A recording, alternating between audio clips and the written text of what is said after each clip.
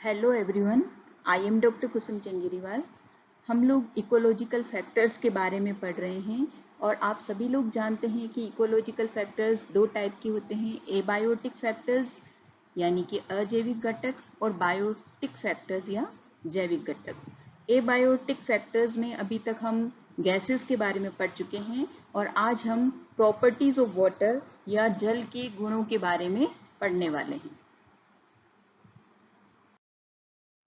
Density या घनत्व water की एक यूनिक प्रॉपर्टी है कि इसके टेम्परेचर के साथ साथ डेंसिटी चेंज होती रहती है। वाटर की मैक्सिमम डेंसिटी 4 डिग्री टेम्परेचर पर रहती है। इसके ऊपर और नीचे के टेम्परेचर पर इसकी डेंसिटी कम हो जाएगी। जल की इसी प्रॉपर्टी के कारण बर्फ समुद्र के ऊपरी सतह पर तैरती रहती है और नीचे का तल जो है वो कभी भी जम नहीं पाता है, जिससे कि जीव जंतु आसानी से अपना जीवन यापन कर सकते हैं। स्पेसिफिक हीट या विशिष्ट ऊष्मा। विशिष्ट ऊष्मा क्या है? ऊष्मा की वह मात्रा जो 1 ग्राम जल का टेम्परेचर 1 डिग्री सेंटीग्रेड बढ़ाने के लिए जरूरी है। इसे हम स्पेसिफिक हीट ऑफ वाटर कहेंगे। वाटर की स्पेसिफिक हीट बहुत ज़्यादा होती है, इसी कारण वाटर का टेम्परेचर क्विकली चेंज नहीं हो पाता है और यही कारण है कि समुद्र में अथवा झीलों में जो टेम्परेचर है वो हमेशा एक जैसा बना रहता है, लगभग स्थिर बना रहता है। हाई हीट ऑफ वेपोराइजेशन या वाष्पीकरण की गुप्त ऊष्मा। The amount of heat required for 1 gram of a substance to be converted from a liquid to a gas.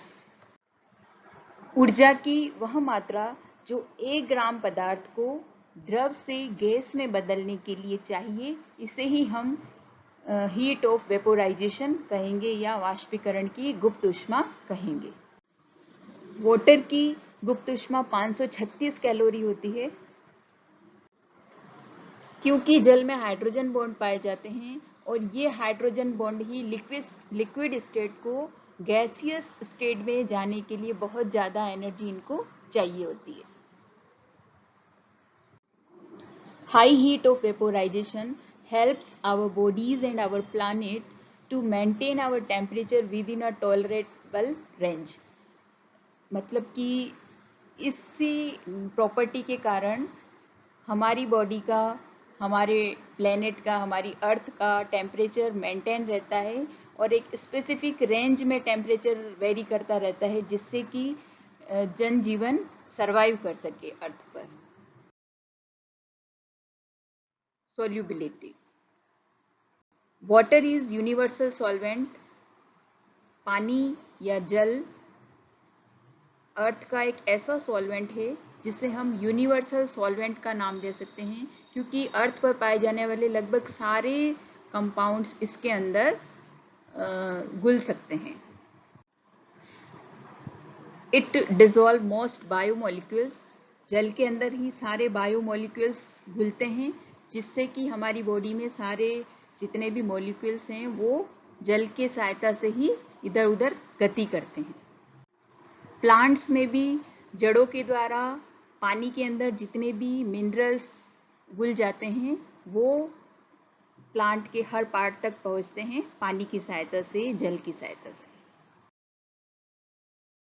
एक अन्य प्रॉपर्टी है सरफेस टेंशन, जिसे हम हिंदी में पृष्ठीय तनाव कहते हैं।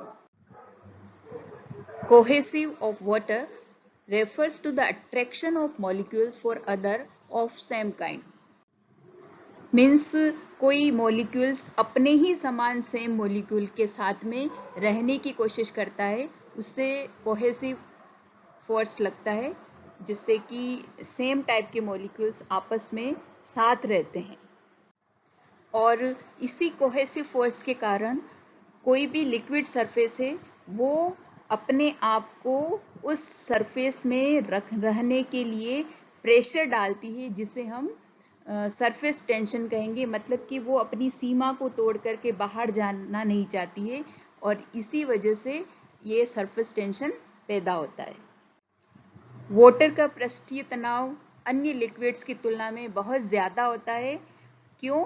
क्योंकि जल में हाइड्रोजन बॉन्ड्स पाए जाते हैं और ये हाइड्रोजन बॉन्ड्स ही आपस में मॉलिक्यूल्स को बांध कर रखते हैं, जिससे कि इन मॉलिक्यूल्स का टूटने में बहुत ज़्यादा रेजिस्ट करना पड़ता है।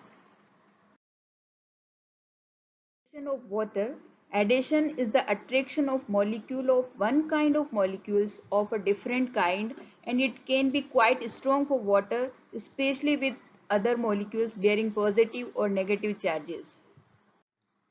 Addition force का मतलब है कि मॉलिक्यूल अपने से डिफरेंट प्रकार के मॉलिक्यूल्स को भी अपने साथ रखना चाहता है और उसके लिए फोर्स लगाता है, जिसे एडिशन फोर्स कहेंगे।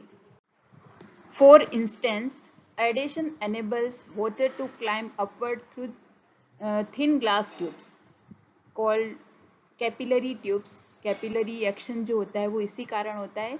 Placed in a beaker of water, this upward motion against gravity force known as capillary action.